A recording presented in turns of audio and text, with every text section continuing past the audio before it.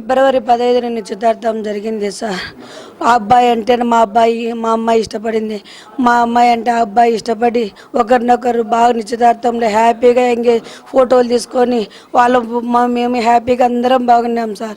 రంజాన్ పండుగకు మా ఇంటికి వచ్చినారు సార్. వాళ్ళకు మేము బట్టలు పెట్టి వాళ్ళు మాకు బట్టలు పెట్టి 4 లక్షలు వాళ్ళ కట్నం కూడా ఇచ్చేసినాం సార్.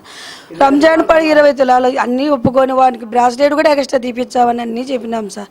రంజాన్ పండుగకు వచ్చి హ్యాపీగా మా పాపతో మాట్లాడి రంజాన్ పండుగ అయిపోయిన ఒక వారం తర్వాత వరకు బాగా మాట్లాడి ఆ తర్వాత నుంచి నువ్వంటే నాకు ఇష్టం లేదు, నీవంటే నాకు ఇష్టం లేదు, నాకు 4 గర్ల్ ఫ్రెండ్స్ ఉండారు, నేను తాగుతా, నాకు ఇదివరకే పుల్లిందల్లో ఎంగేజ్మెంట్ వరకు వచ్చి ఎత్తిపోయింది, నేను వేరే నిశ్చితార్థం కూడా చేసుకున్నా, నేను ఇట్లా 4-5 మందిని అమ్మాయిలను ప్రేమిస్తాండా, నేను తాగిపోతున్నాను, నాకు అన్ని ఆలోచనలు ఉన్నాయి, నువ్వంటే నాకు నీ మకం చూడబుద్ధి కావడంలా, నీది పాడు మకము, నువ్వంటే నాకు ఇష్టం లేదు, నువ్వు నాతో మాట్లాడగాకని చెప్పి పదే అంటున్నాడంట. ఎందుకు